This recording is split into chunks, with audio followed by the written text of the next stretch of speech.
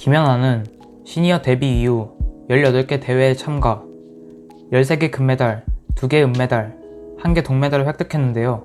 모든 대회에서 3인에 입상해 시상대에 오르는 최고의 기록을 세운 피겨퀸이라 불리는 선수였죠. 또 이 기록은 누구일까요?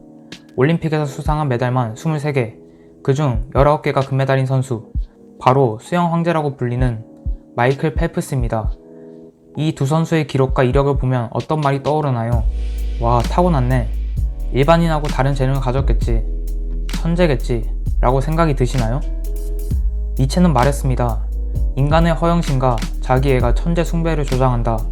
왜냐하면 천재를 마법적인 존재로 생각한다면 우리 자신과 비교하고 우리의 부족함을 느끼지 않아도 되기 때문이라는 거죠.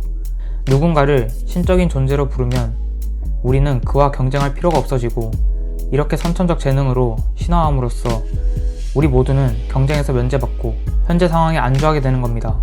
물론 이 두 사람의 정점과 완성체를 보고 이제는 천재라고 볼 수도 있겠지만, 처음부터 천부적 재능만으로 천재니까 이 분야에서 이런 기록을 세운 것은 아니라는 것입니다. 김연아의 코치였던 브라이언 오선은 이런 말을 했죠. 김연아의 천재성을 하늘에서 내려준 축복이라고 생각하는 사람이 있다면 연습 과정을 사흘만 지켜보라고 말하고 싶다고. 즉, 그녀의 연습량은 일반인이 생각한 수준을 초월한다는 뜻이겠죠. 김연아의 점프는 한 번의 비상을 위한 1000번의 점프이다. 김연아는 한 동작을 익히기 위해 1만 번 연습한다. 마이클 펠프스도 훈련량에서만큼은 누구에게도 지지 않는 선수라고 평가받는데요. 그 이유는 1년 내내 주말 포함 하루도 빠지지 않고 주말을 쉬는 선수에 비해 1년에 50일이라는 시간을 더 훈련하기 때문이라고 하죠. 그럼 어떻게 이들은 대단한 기록을 만들어낼 때까지 포기하지 않고 훈련할 수 있었을까요? 지금 이 영상을 보는 나도 나만의 분야에서 재능을 뛰어넘을 수 있을까요? 펜실베니아 대학교의 심리학 교수이자 책 그릿의 저자인 앤젤라 더크워스는 가능하다고 말합니다. 그릿이란 쉽게 풀어 말하면 열정과 집념이 있는 끈기를 말합니다. 한 분야에서 성공한 사람들, 천재라고 불리는 사람들의 공통점은 재능과 IQ 같은 것들이 아니라 그릿의 존재 유무라고 말하죠. 과연 이 그릿을 기르는 방법은 무엇일까요? 그릿을 기르는 가장 기본적이고 바탕이 되는 것은 관심사를 확실히 해보는 건데요.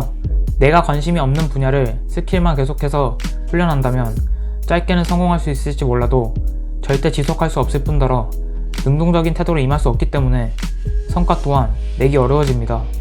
많은 사람들이 자기 직업이나 일을 하면서 즐기거나 좋아하는 사람을 보면 아, 저 사람은 자기가 하는 일을 저렇게 좋아하네? 어떻게 저런 일을 바로 찾았을까? 라고 생각을 하죠. 하지만 그들도 대부분 자신이 어떤 일을 좋아하는지 잘해낼 수 있을지 정확히 아는데 상당한 시간이 걸렸을 가능성이 높습니다. 이 고민한 시간들에 초점을 두어야 합니다. 내가 앞으로 해나갈 일을 정하는 이런 시간에는 꼭 투자와 관심이 필요합니다.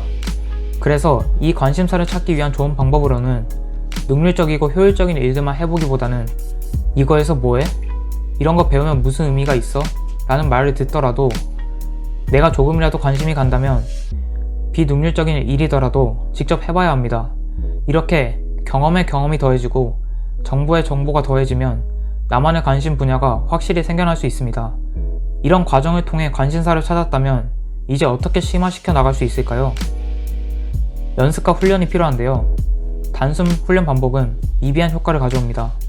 예를 들어 펠프스가 자유형 연습만 똑같은 자세로 매년 연습했을까요? 펠프스는 훈련이 끝나면 항상 머릿속 시뮬레이션을 통해 부족한 부분과 보완해야 할 부분, 완성된 모습 등 연습을 의식적으로 오늘보다 성장하기 위한 연습을 계속했던 겁니다.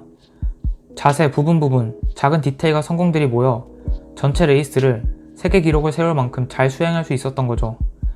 이렇게 의식적인 연습을 나한테 적용해 본다면 이렇게 할 수 있을 것 같습니다. 내가 원하는 도전이나 목표를 자세히 적어보고 그것을 완성시키기 위한 작은 부분들로 나눠 연습하고 부족한 부분을 찾아내고 보완하기 위한 집중 연습을 반복한다. 이런 양질의 시스템 훈련을 습관화해보는 겁니다. 이렇게만 하면 포기하지 않고 일을 할 수 있을까요? 좀 더 그릿을 탄탄하게 해줄 높은 목적의식이 필요합니다. 높은 목적의식이 무엇인지, 무슨 뜻인지 새 벽돌공 우화로 살펴보죠. 새 벽돌공에게 똑같은 질문을 던졌습니다. 무엇을 하고 있나요? 첫 번째 벽돌공은 벽돌을 쌓고 있다고 했고, 두 번째 벽돌공은 교회를 짓고 있다고 했고, 세 번째 벽돌공은 하느님의 성전을 짓고 있다고 대답했습니다. 세 명 모두 같은 직업을 가지고 있지만 자신의 일을 바라보는 시각은 모두 달랐습니다. 사실 자기 일을 바라보는 시각이 직함보다 중요합니다. 이 세 명이 각자의 마인드로 10년 동안 똑같은 일을 한다고 했을 때 10년 후 똑같은 위치에 있을까요? 자신이 지금 하는 일이 타인 혹은 전체 사회에 어떤 연관이 있는지 연결시켜보고 자신의 일에 가치를 부여하는 정도에 따라 그 일을 대하는 태도와 발전 속도는 크게 차이가 나겠죠. 마지막으로 성장형 사고방식을 꼭 가져야 한다는 것입니다.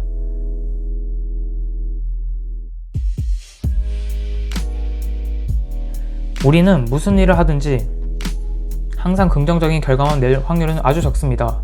우리가 생각했던 결과를 얻지 못한 상황에 처했다고 가정해 봅시다. 만약 능력에 대한 고정형 사고방식을 가진 사람이라면 몇 경의 순간 비관적 해석을 낳고 그 상황을 회피하거나 포기하는 행동을 하겠죠. 반대로 성장형 사고방식을 가진 사람은 몇 경 속에서 낙관적 해석을 해보고 그것을 바탕으로 또 행동으로 옮기는 시도를 하겠죠. 이렇게 힘든 상황에서 앞으로 나아갈 수 있게 하는 힘이 되어준다는 것입니다. 이렇게 관심사를 발견하는 방법부터 어떻게 발전시켜 나가야 하는지 알아보았는데요. 하늘에서 뚝 떨어진 재능을 받지 못했다는 이유는 더 이상 하지 않아야 하지 않을까요? 우리가 현재와 미래의 삶을 만들어 나갈 때 이 그릿을 기르는 방법을 적용시켜 만들어 간다면 내가 원하는 삶에 좀 더 가깝게 갈 수 있지 않을까요? 기적을 일으키는 것은 신이 아닌 자신의 의지이다. 기적을 바라기만 하고 아무 노력도 하지 않는 이들에게 기적은 일어나지 않는다. 훈련을 하다 보면 항상 한계에 부딪힌다. 어떨 때는 근육이 터져버릴 것만 같고, 어떨 때는 숨이 목 끝까지 차오르고, 어떨 때는 주저앉고 싶은 순간이 다가오기도 한다. 이런 순간이 올 때마다 가슴 속에 무언가가 말을 걸어온다. 이만하면 됐다. 충분해. 내일 하자. 이런 유혹에 포기하고 싶을 때가 있다. 하지만 이때 포기한다면 안 한 것과 다를 것이 없다. 그래야 내가 원하는 세상으로 갈 수 있다.